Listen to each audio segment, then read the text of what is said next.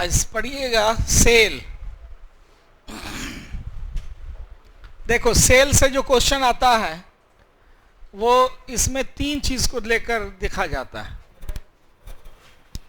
एक तो सेल की हिस्ट्री से, हिस्ट्री मतलब कि किस तरह से इसका डिस्कवरी हुआ। दूसरा आता है सेल ऑर्गेनेल से, सेल का कौन कौन से अंग हैं, नहीं उससे क्वेश्चन आता है। जैसे power house of the cell, ठीक ना, उससे क्वेश्चन रहेगा। तीसरा इससे क्वेश्चन आता है टाइप्स ऑफ सेल, सेल कितने प्रकार के होते हैं, नहीं। और एक और क्वेश्चन आता है वो होता है सेल डिवीजन से, ठीक है। इनसे क्वेश्चन दिए जाते हैं। तो सबसे पहले हम लोग बात जान लें कि सेल है क्या चीज, इसको तो पहले जान ले।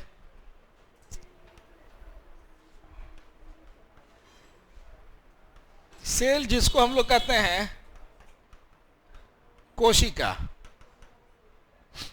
ठीक है। यह सभी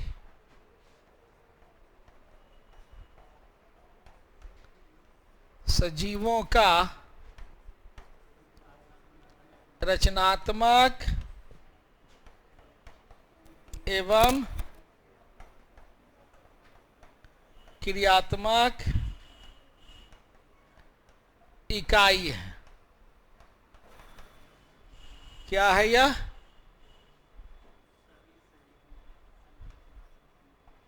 ना, सभी सजीवों का यह स्ट्रक्चरल और फंक्शनल यूनिट है।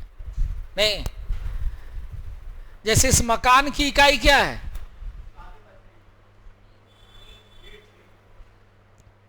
बालू सीमेंट, ये तो सपोर्टरी है, सपोर्ट किया है। मकान बना किससे? ईंट से।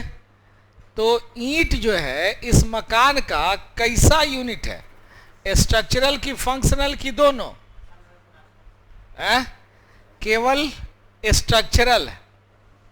लेकिन हम लोगों के शरीर का जो ईंट है जिसको सेल कहते हो, या स्ट्रक्चरल भी है और फंक्शनल भी है। जैसे एक एक कोशिका से आप डाइजेस्टिव ऑर्गन बना लोगे, और डाइजेशन में भी कोशिका की जरूरत पड़ेगी। आप एक एक ईंट से रसोई घर बना लोगे, लेकिन ईंट को कहोगे कि खाना पका के दो, देगा? तो फंक्शनल वो कार्य नहीं करता। तो इसलिए हम लोग कहते हैं कि सेल स्ट्रक्चरल भी है और फंक्शनल भी है। अब रही बात, इस सेल को खोजा किसने? तो इसको जो खोजने का काम किए सबसे पहले, वह नाम आता है आपको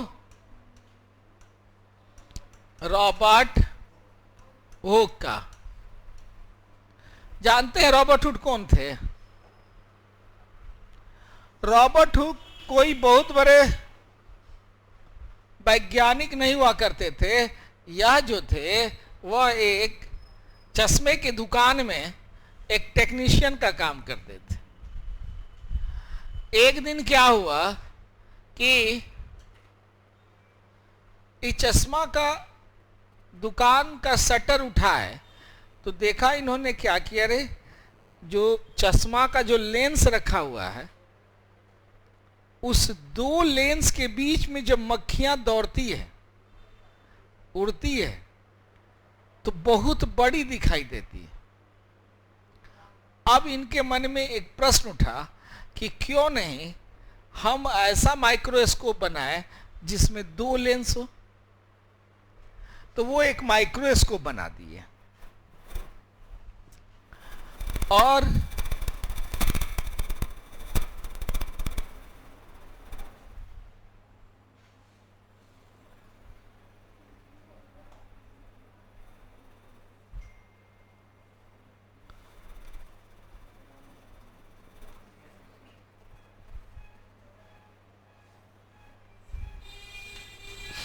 माइक्रोस्कोप बनाए, इसमें कै को लेंस लिया, ठीक है। आंख के तरफ जो रखा उसको कहा आई पीस, नेत्रक, और ऑब्जेक्ट की तरफ जो रखा उसको कहा ऑब्जेक्टिव या वस्तु परक। कितना लेंस लिया, कौन कौन, और ऑब्जेक्टिव, ठीक है। दोनों लेंस में फर्क क्या था, इस लेंस का जो फोकल लेंथ था वह कम था और इसका फोकल लेंथ ज्यादा था। तो ज्यादा फोकल लेंथ होगा तो उसका पावर कम होगा कि ज्यादा, फोकल लेंथ ज्यादा तो पावर,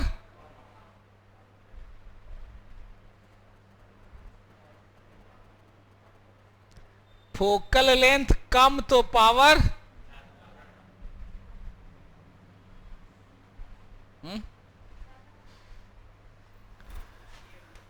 P इजिकल टू 1/,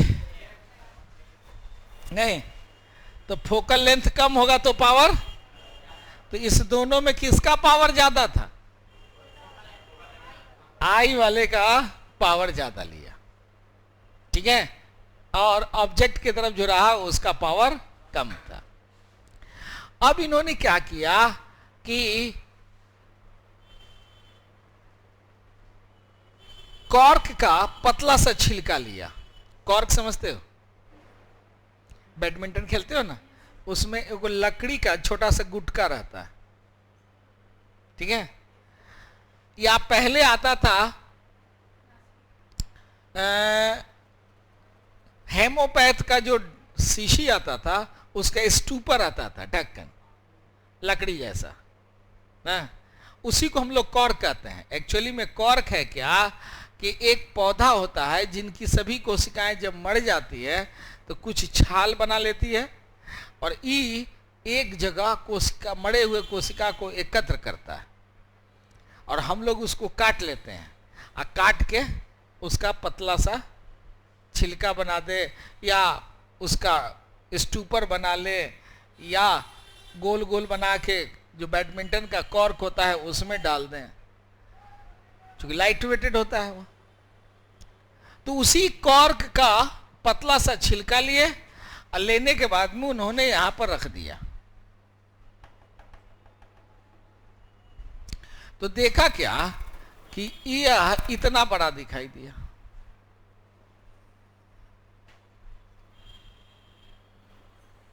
ठीक है। जब दिखाई दिया तो इसके अंदर इन्होंने देखा क्या कि अरे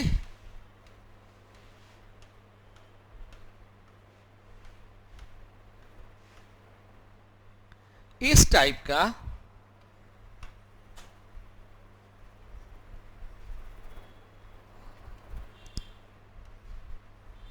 जैसे मधुमक्खी का छत्ता होता है ना,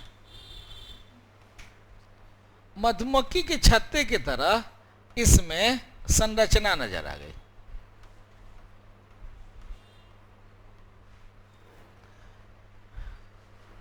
मधुमक्खी का छत्ता देखे हो, उसमें ध्यान से देखोगे तो उसमें दो तरह का छिद्र मिलेगा, एक हेक्सागोनल और दूसरा ऑक्टागोनल, 6 भुजा वाला, एक होगा 8 भुजा वाला। 8 भुजा वाला जो होता है ना वह रानी मक्खी के लिए, और बाकी जो होता है वह उसके और जो श्रमिक हैं या लेबरर हैं या उसके जो सुरक्षा में जो काम करते हैं वो हैं, उन लोगों के लिए वो देता है। तो जब उसने उस छिद्र को देखा तो कहा कि अरे यह तो लगता है जैसे मधुमक्खी का एगो कमरा है। और मधुमक्खी के छत्ते में एक एक मधुमक्खी के लिए एक एक कमरा अलॉटेड होता है, और वो बेचारी का बेडरूम भी वही है, बाथरूम भी वही है।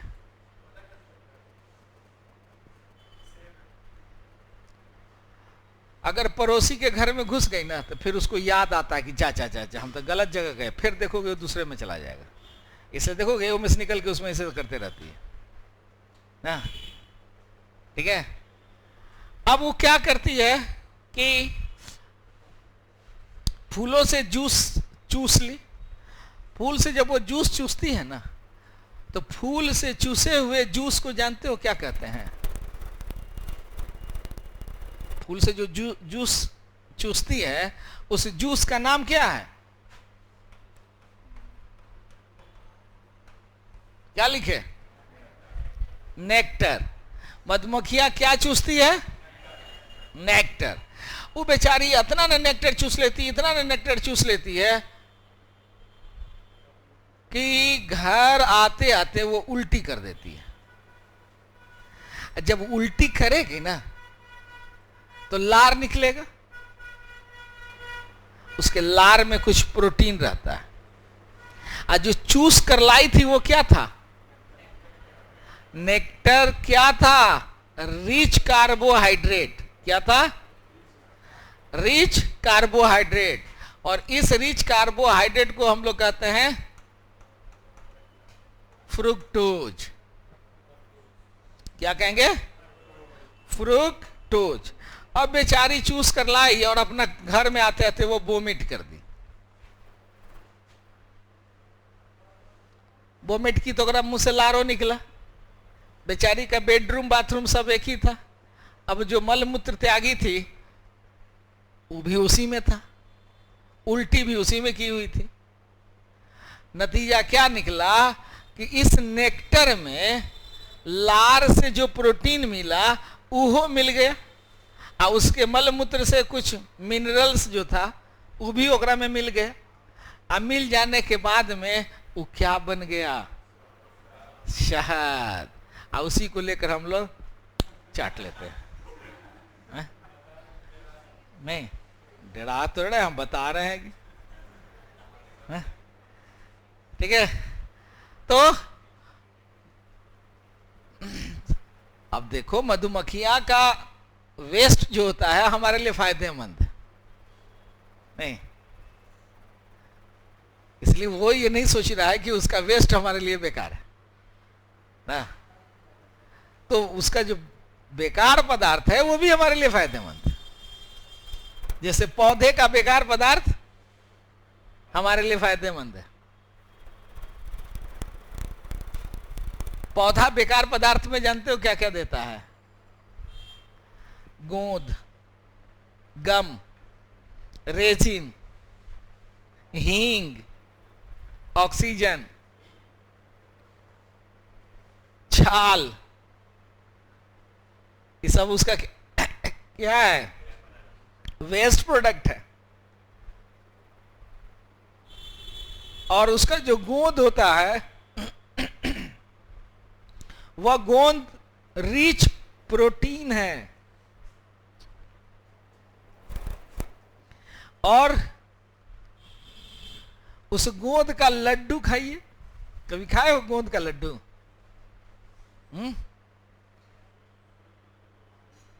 नहीं खाया होता, आज किसी अच्छे मिठाई की दुकान में जाना और कहना क्या कि हमको गोंद का लड्डू खिलाइए, पैसा देंगे।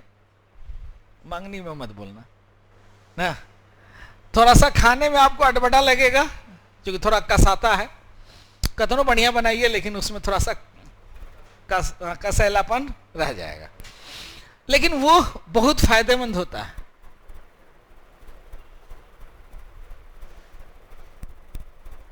महिलाओं में प्रसव के बाद उसको अवश्य दिया जाता है कि ताकि उसके बॉडी के अंदर जितना सेल टूटता है सबका रिपेयरिंग बहुत जल्दी होता है।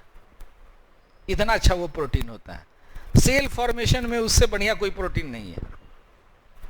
लेकिन कौन गोंद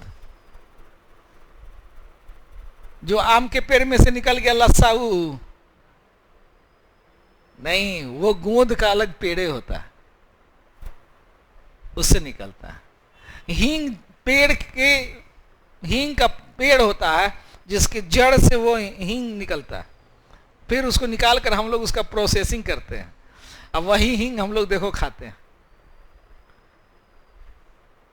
नहीं, उसका रेजिन जिससे हम लोग रबड़ बनाते हैं। तो प्रोडक्ट किसी के लिए वो उसका वेस्ट है, लेकिन हमारे लिए तो फायदेमंद है। तो मधुमक्खियां ने अब ऐसा ने कह दिया कि आप लोग कल से मधे खाना छोड़ दिए। अरे परीक्षा की बात सोचो कि मधुमक्खी के मधु में कौन सा कार्बोहाइड्रेट पाया गया? फ्रुक्टोज। मधु में पाए जाने वाले प्रोटीन कहां से आया? मधुमक्खी के लार से। नहीं, मधु में पाए जाने वाले मिनरल और विटामिन कहां से आए?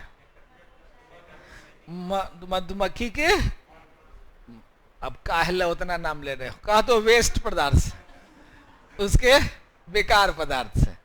नहीं, तो उसके बेकार पदार्थ से आता है। और उसके अलावा जो बच जाता है तो वही मधुमक्खी अपने वेस्ट प्रोडक्ट को फिर सिंथेसिस करती है, और सिंथेसिस करके उससे बनाती है मोम।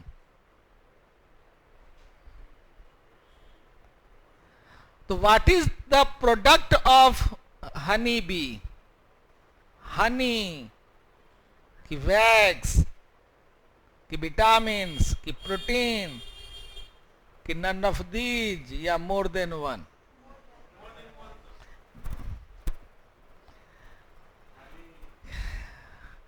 अरे मधुमक्खी सिंथेसिस करती है केवल वैक्स को, केवल मोम बनाती है। मधुमक्खियों द्वारा उत्पादित पदार्थ क्या है? मोम। और हनी जो है वह मधुमक्खियों द्वारा उगला हुआ पदार्थ है, वो तो वोमिटेड सब्सटेंस है। नहीं, वो उसका सिंथेसिस नहीं करती। वो तो एगो पार्टी में गई, देखी का कि अरे रे रे रे मुफ्त में है, चल पूरा तना खा लेते हैं, खाए गए खाए गए खाए गए, अब चालान नहीं हो रहा है, कहेंगे लोग घरे लेकर आया, उलीट दिए। वही हाल उसका। फूल में मिला, फूल बेचारा कुछ बोल नहीं रहा है, चूसो जितना चूसना है। वो मना करता है कि रे हट, थोड़ा सा रहने दे, और भी तो आएगी ना। तो वो बोलता नहीं है, वो तो चूसता चला गया। तो मेरा इस कहानी का उद्देश्य ये था कि आपको ये बता देना कि मधु जो है वो मधुमक्खी का कौन सा पदार्थ है? वोमिटेड, उगला हुआ पदार्थ। क्या कहेंगे उसको? अंग्रेजी में याद रखिएगा, वोमिटेड सब्सटेंस। नहीं, मधुमक्खी द्वारा निर्मित पदार्थ क्या? वैक्स। नहीं, मक्खी द्वारा उत्पादित पदार्थ वैक्स है। तो मक्खियां वैक्स का निर्माण करती है और उसी वैक्स से वो छत्ता बनाते जाती है। नहीं, मधुमक्खी का जो छत्ता बनता जाता है वो उसी वैक्स से बनाती है। ठीक है, तो आइए हम लोग इनके पास चलें, रॉबर्ट हुक के पास। तो उन्होंने जो देखा ये क्या था? एक कोठली दिखाई दिया, टाइनी रूम। इसको क्या कहते हो? कोठली, अंग्रेजी में टाइनी रूम, हिंदी में कोठली। और इस कोठली को लैटिन भाषा में कहते हैं सेल। क्या कहते हैं? सेल। तो सेल से एक क्वेश्चन आपसे अगर पूछ दे कि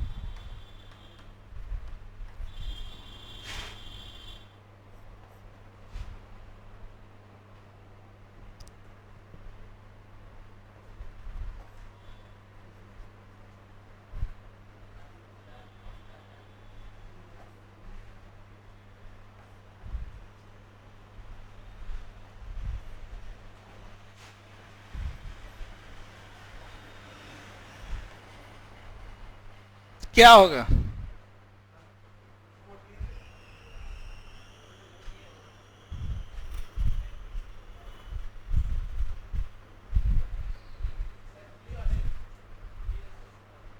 बी, सजीवों की रचनात्मक क्रियात्मक इकाई।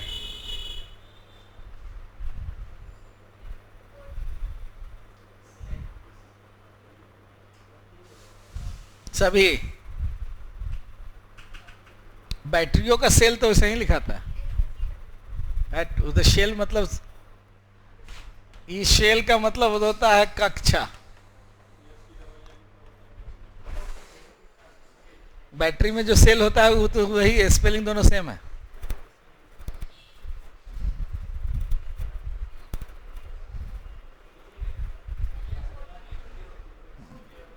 कैसे कोठली होगा? हाँ, पूछ रहा है शाब्दिक अर्थ, ये थोड़े पूछ रहा है कि सेल होता है। सेल का परिभाषा पूछा।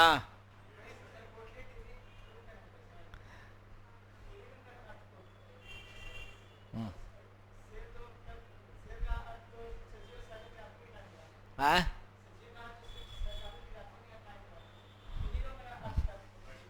अच्छा बैठो। सेल जो है, सेल का शाब्दिक अर्थ है कोठली।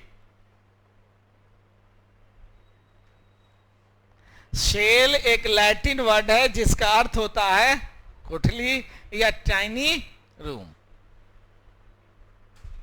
ठीक है, सेल एक लैटिन वर्ड है जिसका अर्थ क्या होता है, शाब्दिक अर्थ कोठली या टाइनी रूम। उसी से हम लोग को रिलेट करके कह दिए कि जीवों की जो रचनात्मक और क्रियात्मक इकाई होगी उसको हम लोग कहेंगे सेल। ठीक है, तो प्रश्न पर ध्यान दीजिएगा, वो पूछ क्या रहा है। अगर पूछ रहा है कि सेल होता है तो यो सेल का स्पेलिंग वही होता है और ई भी सेल का स्पेलिंग वही होता है। लेकिन ये थोड़े पूछ रहा है कि सेल क्या है, तो पूछ रहा है कि literally meaning of the cell, not a what do mean by cell. नहीं, लिटरली मीनिंग पूछ रहा है। ठीक ना? अब ये कहानी हो गई आपको सेल का। तो किसने सबसे पहले खोजा? अब जब रॉबर्ट हुक ने इसको खोजा तो उनके बाद इन्होंने एक किताब लिख डाली और उस किताब का नाम था माइक्रोग्राफिया। यह किताब किसने लिखा? रॉबर्ट हुक के द्वारा लिखी गई पुस्तक का नाम माइक्रोग्राफिया। माइक्रोग्राफिया किताब को जब दुनिया वालों ने पढ़ा तो कहा कि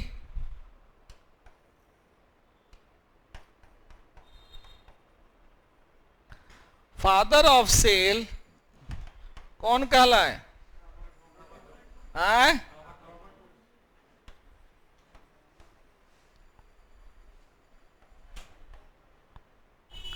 रॉबर्ट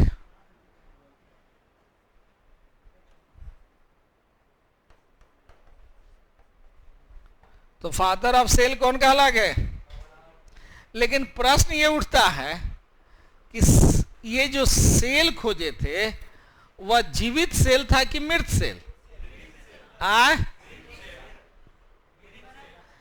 मरा हुआ कोशिका था? नहीं, तो फिर जीवित कोशिका को किसने खोजा?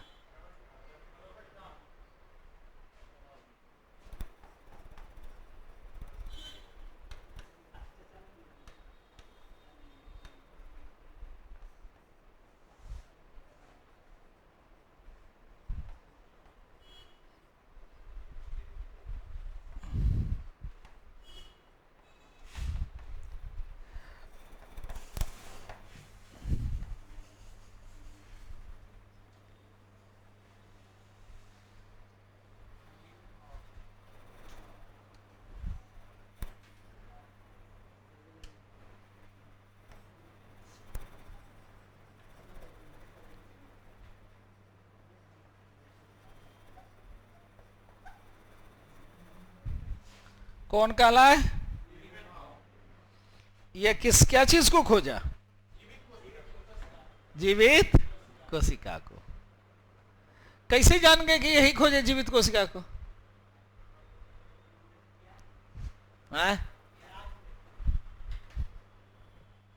तो प्याज जिंदा था कि मर गया था?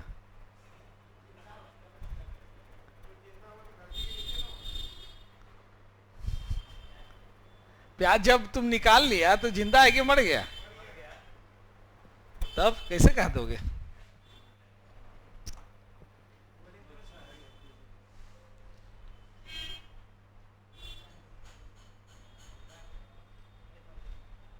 देखो क्या हुआ कि क्या किए, एबी लुवेनहॉक ने एक ऐसा माइक्रोस्कोप बनाया जिस माइक्रोस्कोप में दोनों सेल को एडजस्ट करने की क्षमता नहीं, उसको कहा कंपाउंड माइक्रोस्कोप, जो आप आजकल देखते होंगे।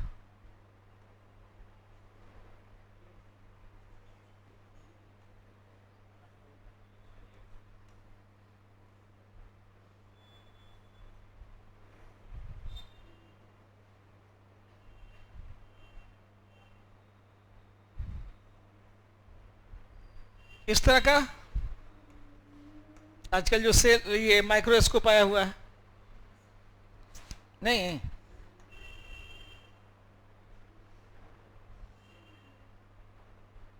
यहां पर वस्तु रख के हम लोग इसको देख लेते हैं। इसको कहा कंपाउंड माइक्रोस्कोप। इस कंपाउंड माइक्रोस्कोप पर इन्होंने क्या किया कि एक दिन घर में सोकर उठे और जब मुंह को हाकिए देखे कि स्मेल आ रहा है। जब स्मेल आ रहा है तो वो क्या किए ना कि आईना में जाकर दांत देखें, तो देखे कि दांत पर पीला पीला लगा हुआ है। उसको ऐसे खरोचे तो देखेगा कि नाखून में थोड़ा सा पीला जैसा लग गया। फिर उसको सूंघे कहे तो महक रहा है ना। अब वो महक जब रहा था तो कहेगा क्या चलिए ये काहे महक रहा है, इसको जैसा देखे। उसको क्या किए कि स्लाइड पर रगड़ दिए और रगड़ कर जब एकरा में रखे तो देखे क्या कि अरे इसमें तो जीव का अणु घूम रहा है। क्या घूम रहा है? जीव का अणु। तो जीव के अणु का नाम पड़ गया जीवाणु। क्या नाम पड़ गया? तो कहे कि नहीं ये कुछ नहीं, यह तो जीव का अणु है, तो उसका नाम क्या रख दिए? जीवाणु। और जीवाणु को अंग्रेजी में क्या कहते हैं? बैक्टीरिया। तो बैक्टीरिया को सबसे पहले किसने खोजा?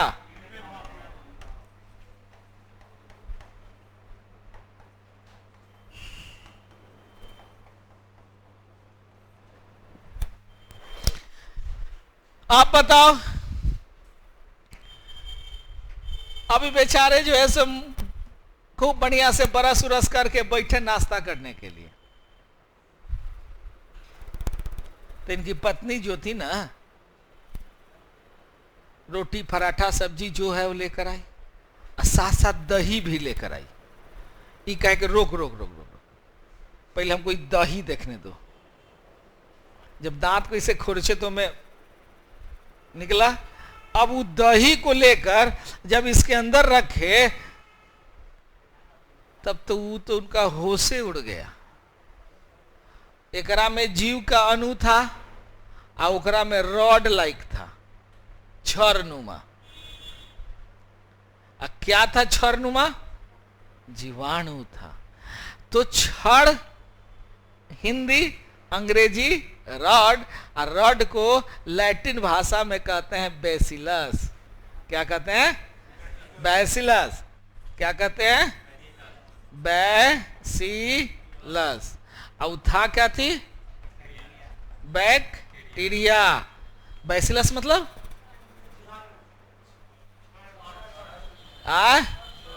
छरनुमा। ई मिला किस में था? दही बनती किससे है? दूध से। और दूध को अंग्रेजी में मिल्क, और लैटिन भाषा में लैक्टोजेन कहते हैं, लैक्टोजेन कहते हैं ना। ओकरा में से वो लैक्टो ले लिए और इसका नाम क्या रख दिए, लैक्टोबैसिलस बैक्टीरिया। क्या नाम रख दिए? अब बताओ, लैक्टोबैसिलस बैक्टीरिया को खोजा किसने? Father of bacteria. एक मतलब ही मत समझ लेना कि उनका सारा संतान बैक्टीरिया था, वो खोज करता थे, नहीं, ये नहीं कह कि उनका बाल बच्चा का नाम है बैक्टीरिया था, नहीं, ठीक है। तो बैक्टीरिया को खोजा सबसे पहले किसने? और दूध में, दही में पाए जाने वाले बैक्टीरिया को, दही में पाए जाने वाले बैक्टीरिया को किसने खोजा? और उस बैक्टीरिया का नाम क्या है? लैक्टोबैसिलस। क्या नाम है? लैक्टोबैसिलस का आकार कैसा होता है? यह बीपीएससी में घुमा कर पूछ दिया था कि निम्नलिखित में से किस बैक्टीरिया का आकार छरनुमा होता है? नहीं, अब सब लड़का खोज रहा है कि रड लाइक कहीं है, ये नहीं है। अब मैं बैसिलस लिखा हुआ था, और कहीं हमारे पढ़ाई पर ध्यान नहीं दोगे तो यही हाल होगा ना। सब खोजेगा कि सर नोट्स में लिखा है कि नहीं। Notes is the not a complete knowledge, lecture and class is also the parts of the knowledge. नहीं, नोट्स तक फोटोकॉपी करा के मार्केट में फेंक देंगे तो धाए धाए लुटा जाएगा मेरा नोट्स, नहीं है? लेकिन जो लेक्चर है वो लेक्चर कहां से ले आएगा? लेक्चर में जब तक आई कांटेक्ट नहीं होगा, एक दूसरे के बीच इंटरेक्शन नहीं होगा, वो थोड़े दिमाग में घुस जाएगा। एक शाहरुख खान का डायलॉग है, एक बार बोले सबको याद हो गया है, ठीक है। तो देख लिया। अब एगो व्यक्ति और आ गए। वो व्यक्ति जो थे वह इधर उधर नहीं गए, वो सीधे खैनी के खेत में गए ना। हाँ, वो खैनी के खेत में गए तो देखेगा कि अरे ये खैनी का जो एगो पत्ता है, उस पत्ता पर, वो एगो पत्ता था, उस पत्ता पर जो है एक दाग था।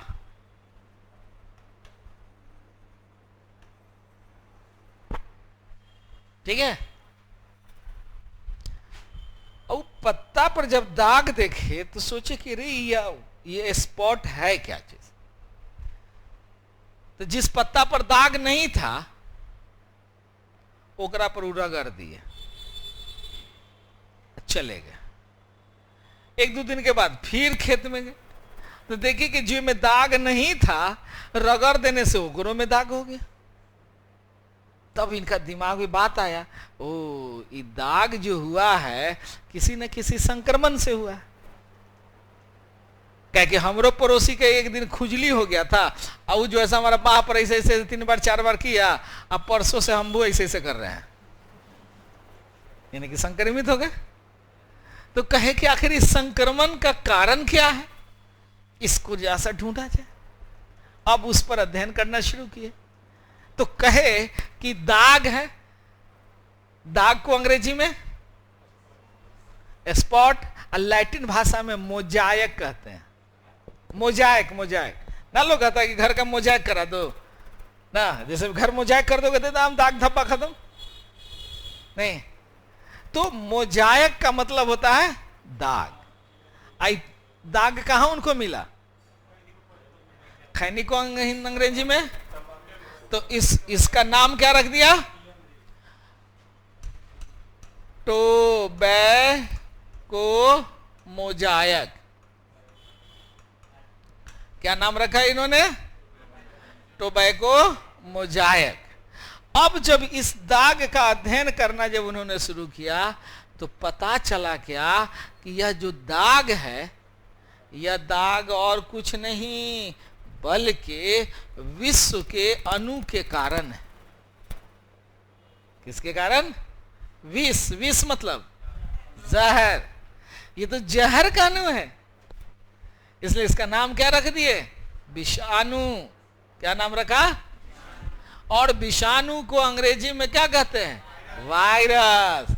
अब वैसा वायरस का नाम उन्होंने क्या रख दिया? Tobacco Mosaic virus. और इसको शॉर्ट फॉर्म में हम लोग क्या कहते हैं? क्या कहते हैं? क्या? Tata motor vehicle. हाँ, टोबैको मोजाइक। अच्छा, इसको खोजा कौन? वही जो खैनी के खेत में गए थे ना। है? नहीं, हाँ, उसका नाम था इवानोस्की।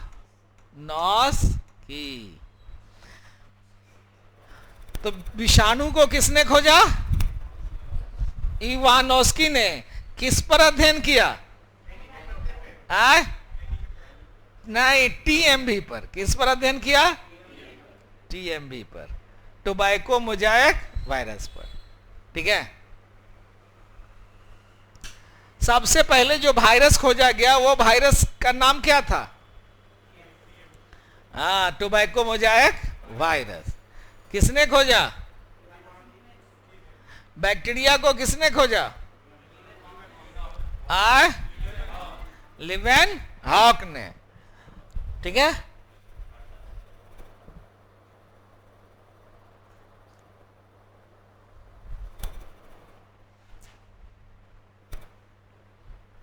कंपाउंड माइक्रोस्कोप सबसे पहले किसने बनाया?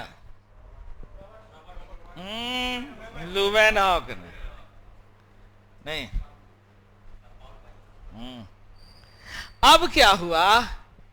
ये सारी क्रियाएं हो ही रही थी, तब तक एक और माइक्रोस्कोप का खोज हो गया। उस माइक्रोस्कोप में लेंस नहीं था।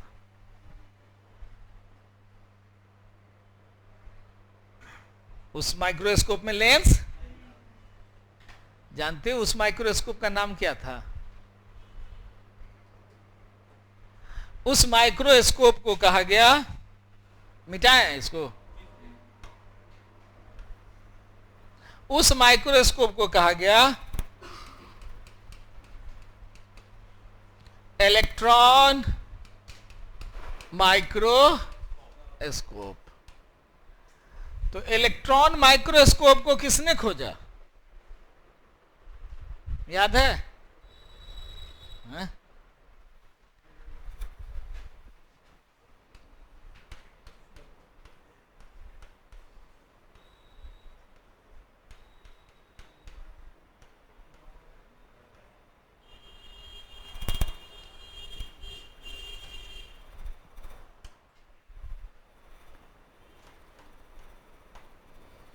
क्या लिखे?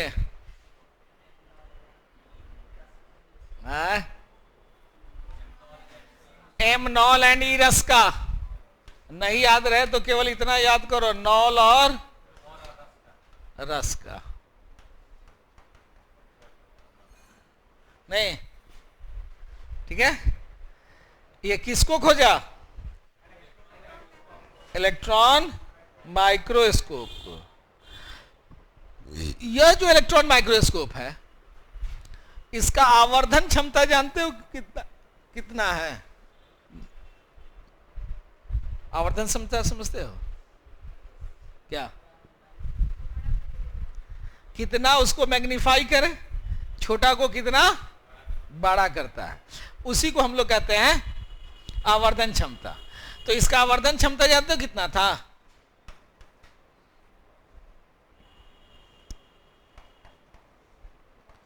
1,00,000 से लेकर 10 लाख गुना बड़ा। कितना है? इलेक्ट्रॉन माइक्रोस्कोप की आवर्धन क्षमता 1,00,000 से 10 लाख गुना। यानी 1 सेंटीमीटर अगर दूरी हमको देखना होगा तो हम कितना लंबा देख पाएंगे? 1,00,000 सेंटीमीटर क्या? तो 1,00,000 सेंटीमीटर क्या किलोमीटर? ये किलोमीटर होगा कि नहीं होगा? 1,00,000 सेंटीमीटर बराबर क्या किलोमीटर?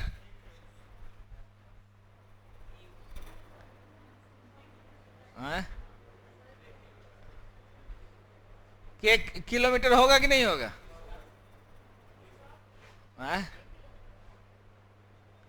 बनाता ना कन्फर्म रहो सब। हाँ, कोई भी बात बोलिए तो कन्फर्म रहिए ना, गलत ही हो जाए उससे क्या दिक्कत है?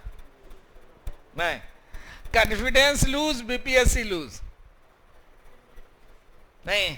बीपीएससी का सबसे बड़ा मोटो ये जान लीजिए, ऑलवेज बी कॉन्फिडेंट रहो। नहीं जानना गुनाह नहीं है, नहीं। आप सॉरी बोल के निकल जाइए, क्योंकि वह अच्छी बात है।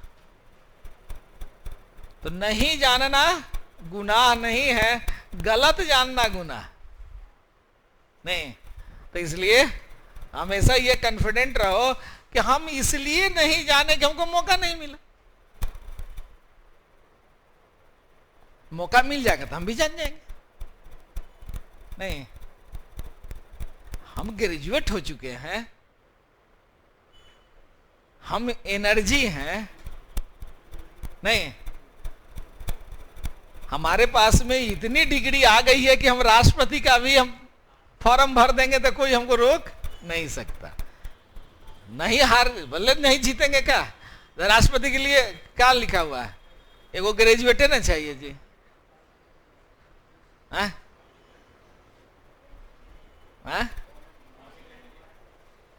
उम्र 21 वर्ष से ज्यादा चाहिए?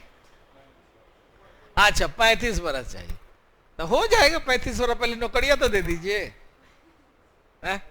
उतना देर हमको जो है करो, मुख्यमंत्री बना के रखिए ना जी। नहीं तो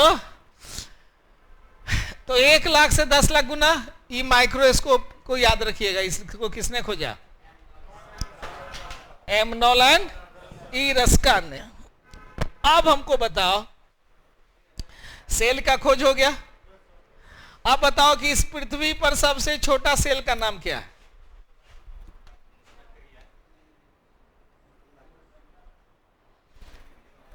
चलो लिखते जाओ सब।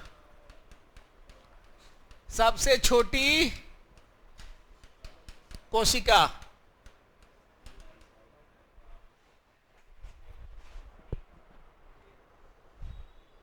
सबसे छोटी कोशिका लिखा। क्या होगा सबसे छोटी कोशिका? माइकोबैक्टीरिया।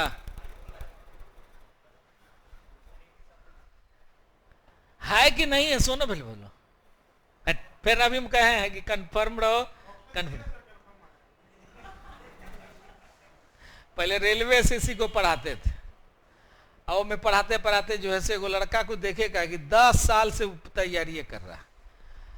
ओकरा बाबूजी को बुलाया, कहे रे सुनिए ना, इनको ब्याह शादी कर दीजिए, बेचारा कितना दिन तक ढोएगा। कहे कि एकदम ठीक कर रहे हैं। ओकरा के घरे ले गए, जाके ब्याह शादी कराने लगे। अब ओकर तो आदत था खाली जब पूछो तब ऑप्शन, जब पूछो तब ऑप्शन ना। ब्याह करने गया, पंडित जी कहे ए बउआ अपन नाम लेके अच्छा डालो, ऑप्शन प्लीज।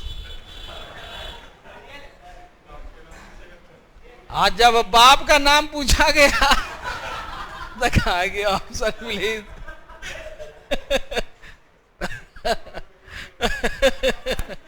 नहीं अब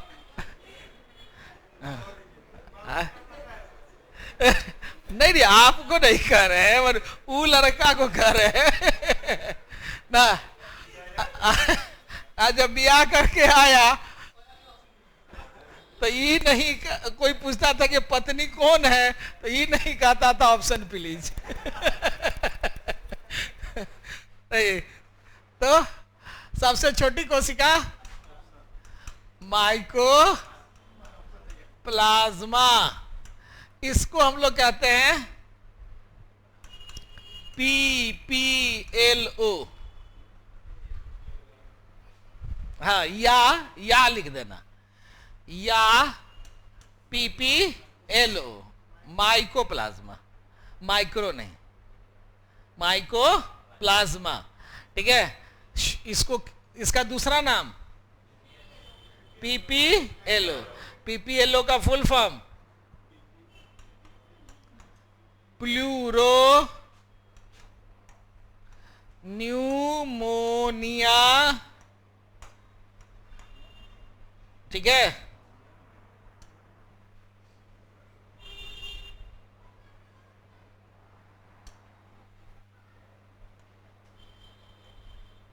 ना, प्लूरो न्यूमोनिया लाइक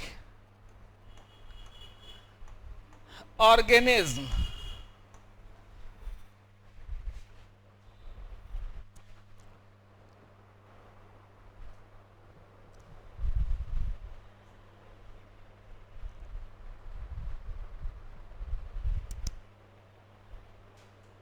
ठीक है, सबसे बड़ी कोशिका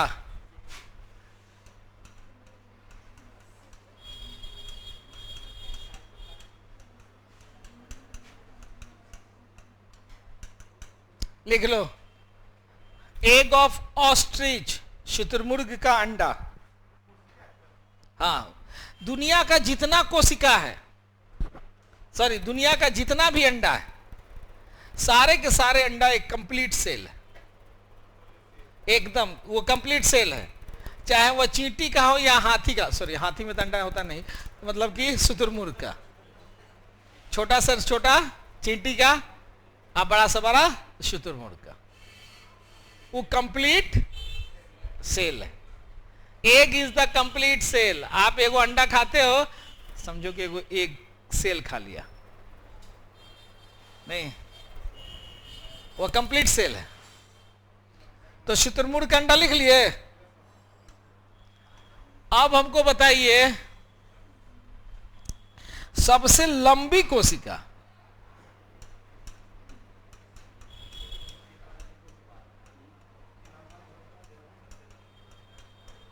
सबसे लंबी कोशिका न्यूरॉन कहां पाया गया? तंत्रिका तंत्र में। यही तंत्रिका तंत्र में न मस्तिष्क पाया जाता है। सबसे लंबी कोशिका न्यूरॉन। ठीक है,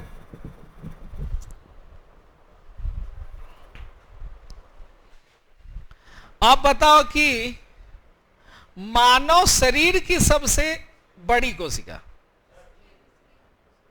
अरे स्किन इज द ऑर्गन, किसको बुआ?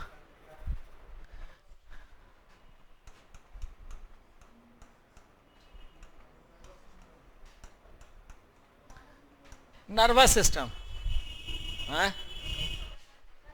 लंबी बड़ी पूछ रहे हैं, ये लॉन्गेस्ट है, largest cell in the human body. कोई चीज? अंडाणु किट। अंडाणु की कोशिका, अंडाणु तो खुद है वो कोशिका, तब इसका मतलब है कि अंडाणु में बहुत सारा कोशिका होगा। तो एक, हाँ तो बोल दो कि अंडाणु भी है वो कोशिका ना, अंडाणु की कोशिका नहीं, अंडाणु ऑलरेडी कोशिका। तो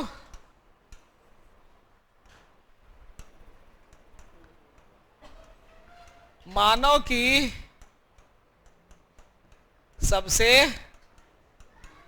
बड़ी कोशिका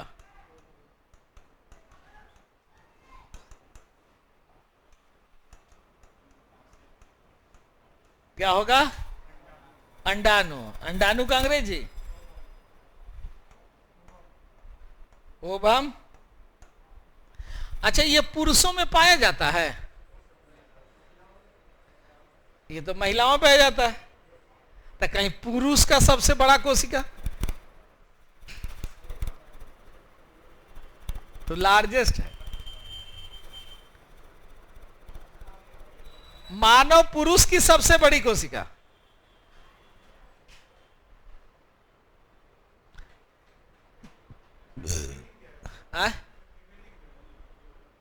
फीमेल का थी, मानव हो गया तो हो गया। मानव में तो दोनों ना है जी।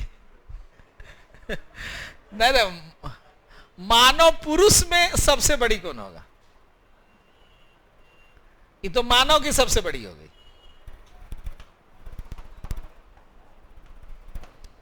अगर लिख दे मानव पुरुष की सबसे बड़ी कोशिका,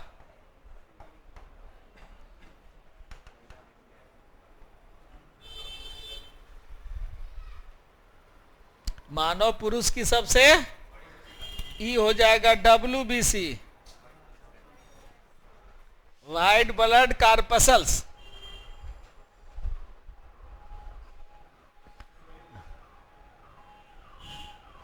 नहीं, व्हाइट ब्लड कॉर्पसल्स नहीं।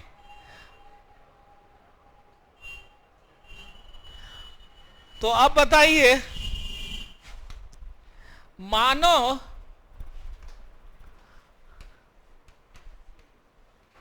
मानव की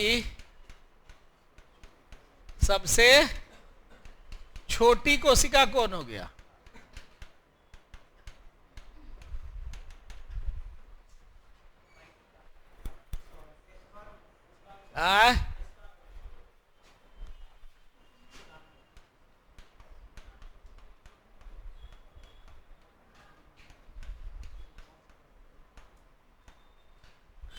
महिला में तो ये नहीं पाया जाता। तब मानव महिला की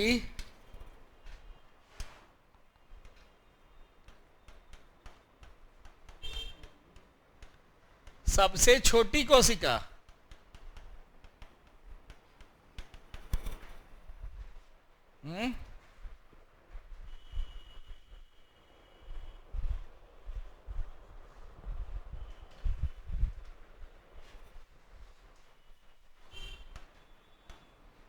RBC।